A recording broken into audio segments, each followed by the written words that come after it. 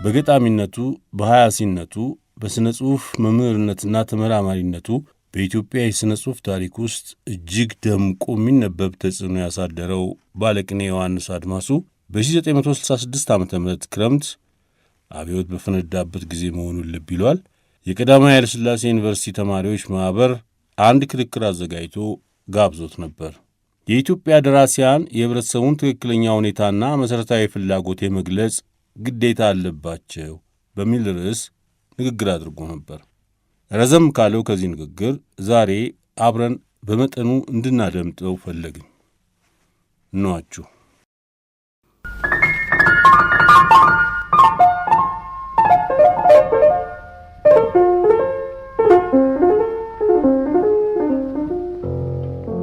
የኢትዮጵያ ደራሲያን የህብረተሰቡን ትክክለኛ ሁኔታና መሠረታዊ ፍላጎት የመግለጽ ግዴታ አለባቸው። ይህ ለዛሬ ምሽት ክርክር የተሰጠኝ አርዕስት አንድም በየዋህነት የተመረጠ አንድም ደግሞ በረቂቅ ስልት የተጠመደ ረቂቅ ወጥመድ ነው። በየዋህ አርዕስትነቱም ሆነ ወጥመድነቱ ደስ ብሎኝ እጅ ነስቼ ተቀብዬዋለሁ ስለማምንበት። ሽንኩርት አንዱን በሉት ደገሙትም ገማ ኖር አይደለም ወይ ታምቶ መቅረትማ ነው የተባለ። ወትሮም ቢሆን አርዕስቱ ግልጽ አርዕስት ነው። ግንባር አያሳጥፍም፣ ግን ቀላል አይደለም። ለመደገፍም ሆነ ለመቃወም ለሁለቱም ጽኑ እምነት ያሻል።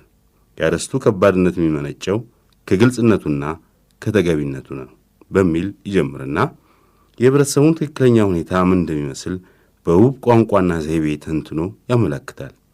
ሀገሪቱና ህዝቡ ያሉበትን የድህነት ሁኔታና በሀብታሙና ድሃው መካከል ያለውን የሰፋ ልዩነት፣ የመሠረታዊ ፍላጎትና የፍትህ እጦት ከገለጸ በኋላ እንዲህ ይላል። ከዚህ በላይ የተዘረዘረውን እውነታ በየፍርድ ቤቱ ዘወትር የምናየው ትዕይንት የበለጠ ያተበዋል፣ ይመራል፣ ይዘገንናል።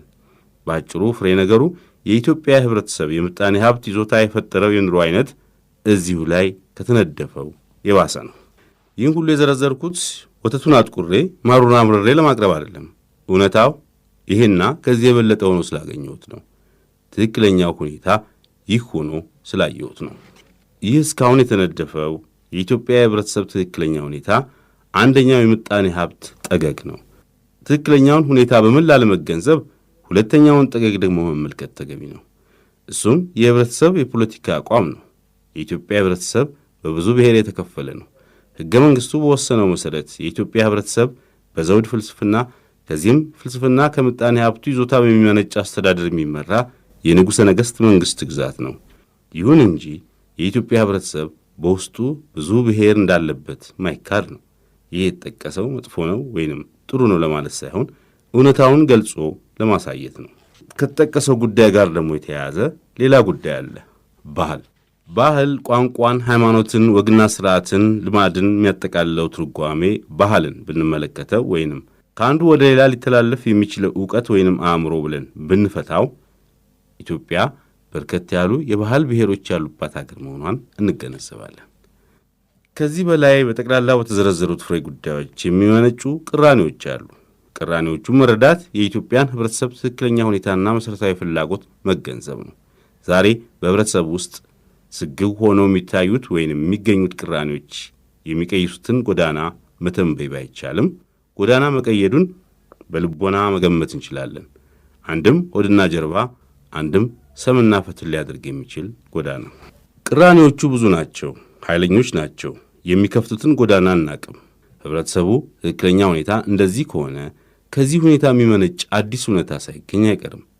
ያንን ከነዚህ ቅራኔዎች ሊመነጭ የሚችለውን እውነታ የህብረተሰቡ መሠረታዊ ፍላጎት ብለን እንሰይመው እንችላለን። ምናልባት መሠረታዊ የሚለው ቃል ሳያሞኘን አይቀርም። እጅግ የተወሰነና ጠባብ ነው፣ ወይንም በጣም ሰፊና የሚያሻማ።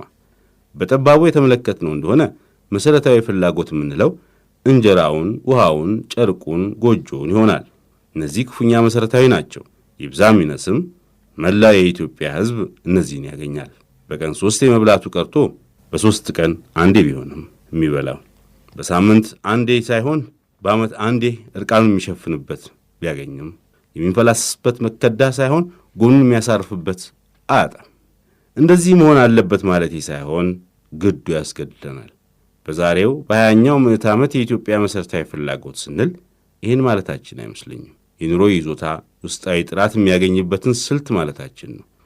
በህብረተሰቡ ውስጥ እኔነትን ጨርሶ ሳያጠፋ እኛነቱንም ጨርሶ ሳይደመስስ፣ እኛነቱ እኔነቱን ሳያፍነው፣ እኔነቱን እኛነቱ ሳያስንቀው፣ እኔነቱ እኛነቱን ቀድሶ፣ እኛነቱ እኔነቱን ባርኮ፣ ሁለቱ ታርቀው በፍቅር በአንድነት በክብር የሚኖሩበት ህብረተሰብ ለመፍጠር ነው።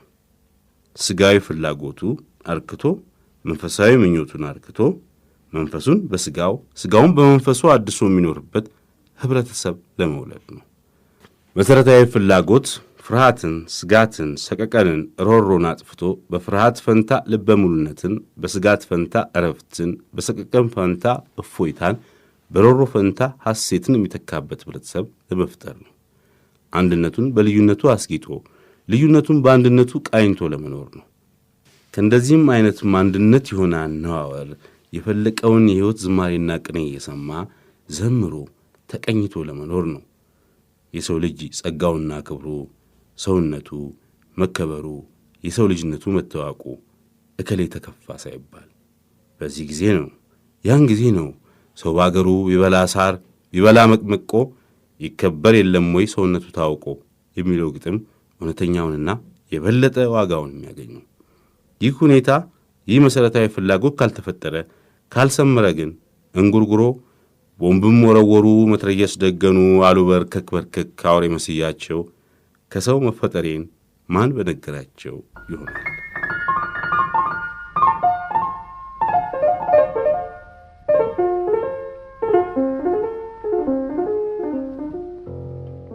በደራሲውና በህብረተሰቡ መካከል ያለው ግንኙነት በጣም አስቸጋሪና የተወሳሰበ ነው። ህብረተሰቡ ከድሃ ከሀብታም ልዩ ልዩ አስተሳሰብና ፍላጎት፣ የተለያየ ዕውቀትና ችሎታ፣ የተዘበራረቀ ደረጃ ስሜትና አስተያየት ካላቸው ከብዙ አይነት ሰዎች የተሠራ ነው። ህብረተሰቡን የሚነካው፣ የሚያናጋው፣ የሚያስተባብረው፣ የሚነጣጥለው ብዙ ኅብር ያለው ጉዳይ አለ። ከሁሉም በላይ ከፍ ብዬ ለማመልከት እንደሞከርኩት በየትኛውም ሀገር በየትኛውም ዘመን የማንኛውም ህብረተሰብ ቅርጽና መልክ የሚመነጨው በዚያው በዘመኑና በቦታው ገኖ ከሚሠራበት የአመራር ስልት ነው። የከያኒው ሥራ ሁሉ የአንድ ነገር ውጤት ነው። ከዓለም ጋር ያለውና የነበረው ግንኙነት፣ በሞትና በልደት መካከል ያለው ዓለም፣ የደራሲው ጥላቻና ፍቅሩ የሚመነጨው ከዚህ አካላዊ ገጠመኙ፣ ከአካላዊ ገጠመኙ ከሚመነጨው መንፈሳዊ ገጠመኝ ነው። የኪነት ፍሬ ነገር፣ ጥሬ ነገር፣ ይህ ሁሉ የሚገኘው ከዓለም ውስጥ ነው።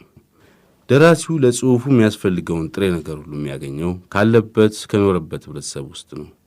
ከህብረተሰቡ ውስጥ ነው አንባቢዎችና ደራሲዎቹ የሚገኙ። ይህም ማለት ደራሲው በድርሰት ውስጥ ለምሳሌ ልቦወለድ ፈጥሮ በሚያስገባቸው ባህሪያትና በህብረተሰቡ መካከል ሕያው የሆነ ዝምድና፣ ከዝምድናውም የሚመነጭ አንድነት አለ ማለት ነው። በመጀመሪያ ደረጃ ደራሲው ይህንን ዝምድናና አንድነት በውል አበክሮ መገንዘብ አለበት። ይህንን ካልተገነዘበ ወይም እንደዚህ አይነት አንድነት የለም ብሎ በጭፍና ከወሰነ ወይንም በመንፈስ ከደነቆረ፣ አንደኛ ደራሲው እንደ ባህታዊ ከህብረተሰቡ ይርቃል። ሁለተኛው ምናዊ ይደህያል። ሦስተኛ ድርሰቱ ሽባ ይሆናል። ወይንም በደራሲውና በህብረተሰቡ መካከል አንድነት የለም የሚል ደራሲ ህብረተሰቡን ይንቅና የሚጽፈውን በህብረተሰቡ ውስጥ ማንም ሊረዳው አይችልም ወደሚል የጽንፍና ጎዳና ያመራል። በዚህ ብቻ አይወሰንም። መጽናኛው የሚሆነው ሰው የማይደርሰው የመለየት አምባ ይፈጥርና ሰው የማይረዳው መንገድ የቃላት ትብትብ ሲተበትብ ይኖራል። እዚህ ላይ እንዲህ ያለው ደራሲ የሳተው ትልቁ ቁም ነገር ቋንቋ ህብረተሰባዊ መሆኑን ነው። ቋንቋ የሰው ልጅ ልቦና የአእምሮ መለዮ የሚሆነው የመገናኛ መሳሪያ ከመሆኑ የተነሳ ነው። ከሁሉም የበለጠ ሰውን ህብረተሰባዊ የሚያደርገው ቋንቋ ነው።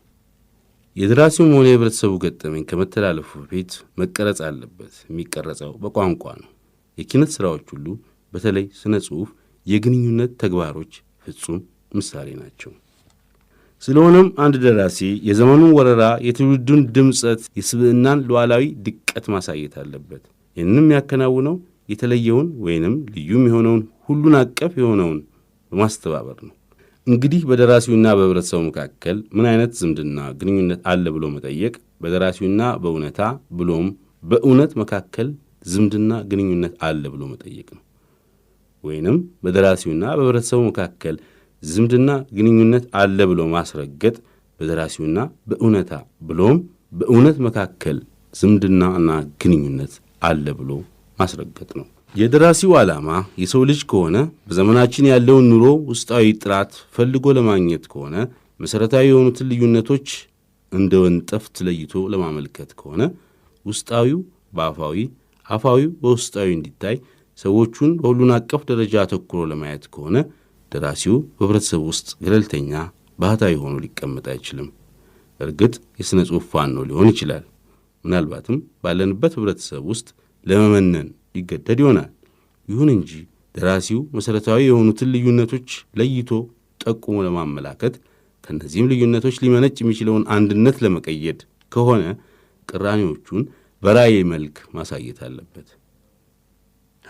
በአንድ ሰው ጠባይ ውስጥ ያሉትን ቅራኔዎችና ከነዚሁ ጋር እንደ ድርና ማግ የተወራረሱትን በውጭ ያሉትን ቅራኔዎች። በዚህ ስልት ነው ደራሲው ዘወትር የሚታየውን ሐዘንና መከራ፣ ሳቅና ለቅሶ፣ ደስታና ሐሴት፣ በቁመና መሞት፣ በሞት ሕይወት ማግኘት ምን ማለት እንደሆነ ውስጣዊ ትርጉሙን ተገንዝቦ በድርሰት ውስጥ ሕያው አድርጎ ለመፍጠር የሚችለው። በአንድ ሰው ውስጥ ያሉትን ውስጣዊና አፋዊ ቅራኔዎች ሲረዳ ነው ፈሪነትን፣ ጀግንነትን፣ ጥልቀትን፣ ጉላንጆነትን፣ ልዝብነትን፣ ብቸኝነትን፣ ሰብቅን፣ ቅንነትን፣ ንዝላነትን፣ የዋህነትን መገንዘብ የሚችለው አባዩን ከነባዩ መለየት የሚችለው። እነዚህ ጠባዮች ሁሉ ከነግሳቸው ከነግሳንግሳቸው የሚመነጩት በህብረተሰብ ውስጥ ካሉት ቅራኔዎች እንጂ እንደመና ከደመና አይወርዱም። ያለንበት ሕይወት የምንሳተፈው ኑሮ ቅራኔዎች የሚፈጥሯቸው እንጂ። በዚህ ምክንያት ነው ደራሲው ገለልተኛ ሊሆን አይችልም የምለው፣ ንቁ ተሳታፊ እንጂ።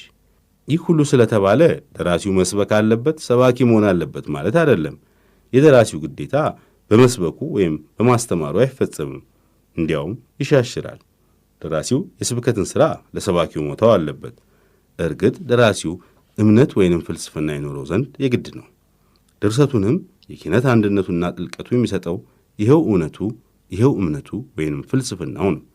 ይሁን እንጂ የደራሲው የግል እምነትና አስተያየት በድርሰቱ ውስጥ እንኳን ጎልቶ መሰማት ጎልቶ መታየት ቀርቶ የሕልም ያህል እንኳን መገለጥ የለበትም። አለዚያ ድርሰቱ የደራሲው እምነት ማስተጋቢያ ይሆናል። ሕይወትን፣ እውነታን በማሳየት ፈንታ ደራሲው ተግባሩ መስበክ ሳይሆን ገልጦ ማሳየት ነው። ኃይለ ቃሉ ማሳየት ነው። ታላላቅ የሚባሉት ደራሲያን ሁሉ ያደረጉት ይህንኑ ነው። ሳይጨምሩ፣ ሳይቀንሱ፣ ሳያሳንሱ። የደራሲው ተግባር መስበክ ሳይሆን የሕይወትን እውነተኛና ታሪካዊ መልክ ገልጾ ማሳየት ነው።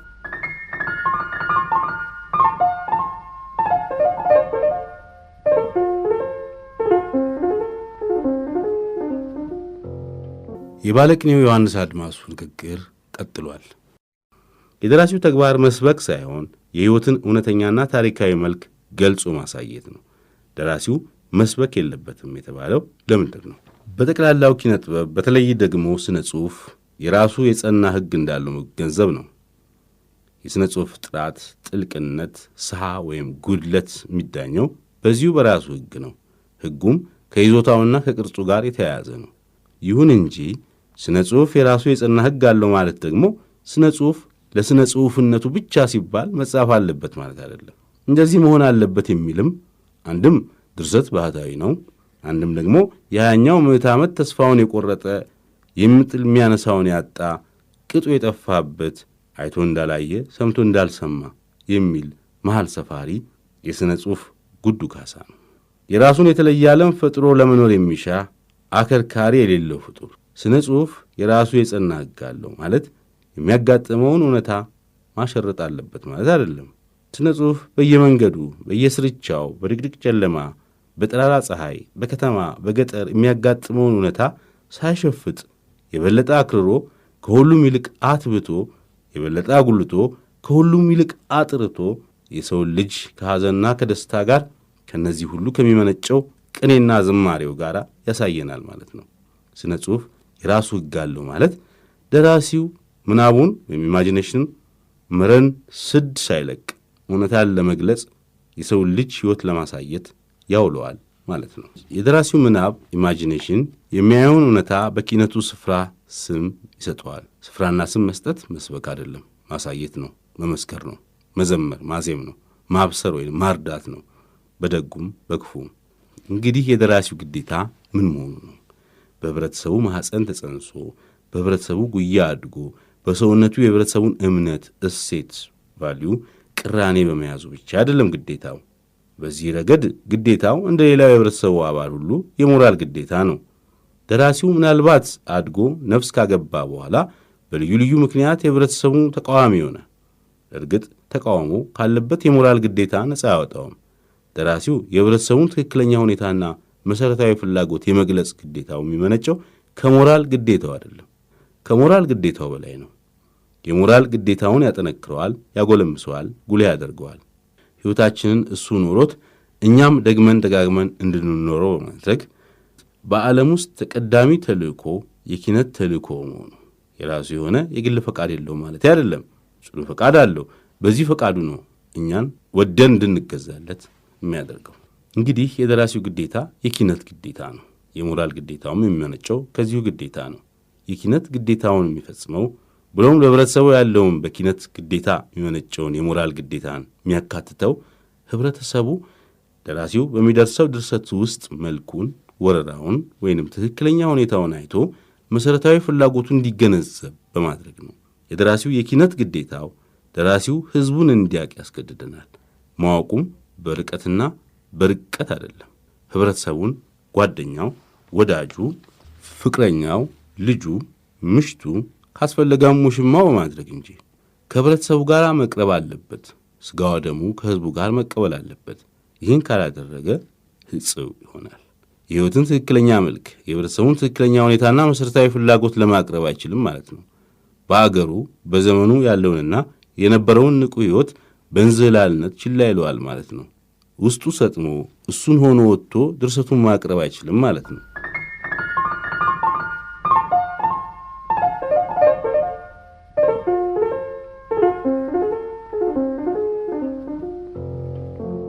የኢትዮጵያ ደራሲያን በህብረተሰቡ ውስጥ ብዙ ድምፅ እንዳለ መገንዘብ አለባቸው።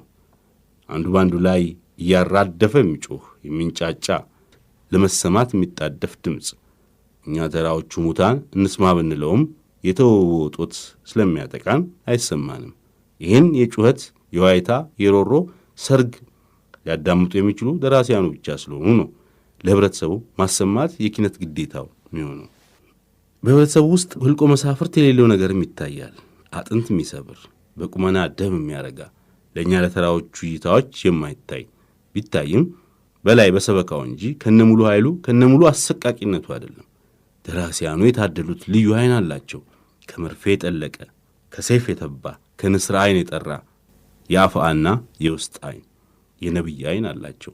ወደፊትም ወደ ኋላም የሚያይ ያለፈውንና የአሁኑን ተመልክቶ በማስተባበር በአሁኑ ላይ በመጪው ላይ በተለየ ኃይል፣ በተለየ አሳሳቢነት፣ በተለየ አጣዳፊነት አሳርፎ ራእይ የሚያሳይ ዓይን አላቸው። እኛ ለማየት የምንችለው ደራሲያኑ ቀርጸው ሲያሳዩን ብቻ ነው። ማየት የሚሆነን የደራሲያኑ ማየት ብቻ ነው።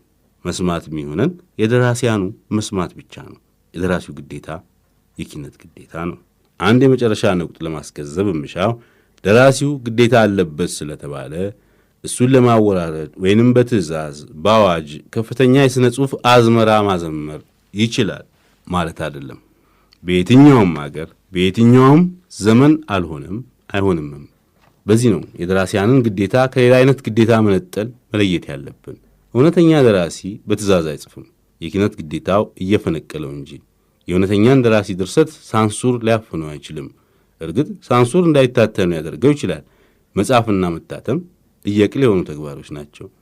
እውነተኛ የደራሲ ግዴታውን የተገነዘበ ደራሲ የሚጽፈው ሳንሱር እንዲከለክለው ወይም እንዲፈቅድለት አይደለም።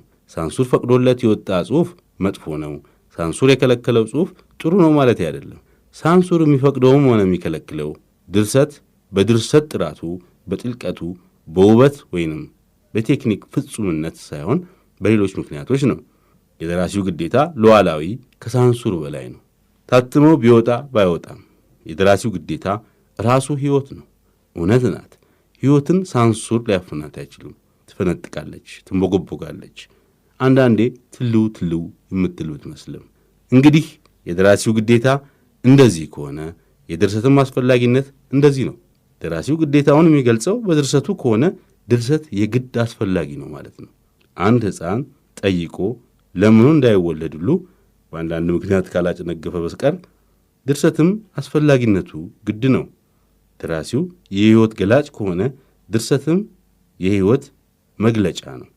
ከሕይወት ውጪ ለድርሰትነቱ የሚባል ድርሰት የለም። ከሕይወት ውጪ ሕይወት እንደሌለ ሁሉ ሕይወት በሕይወት ነው።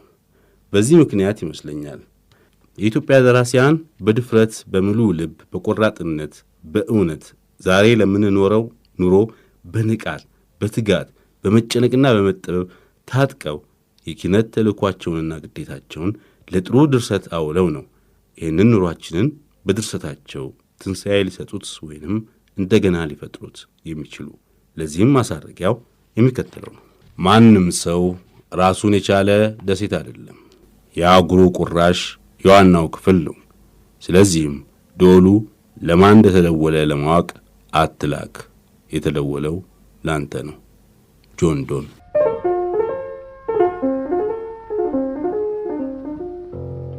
የሰማችሁት በ1966 ዓ.ም የኢትዮጵያ ደራሲያንና የህብረተሰቡን ትክክለኛ ሁኔታና መሠረታዊ ፍላጎት የመግለጽ ግዴታ አለባቸው በሚል በአንድ ምሽት ላይ በተደረገ ክርክር ዮሐንስ አድማሱ ያቀረበውን ነበር።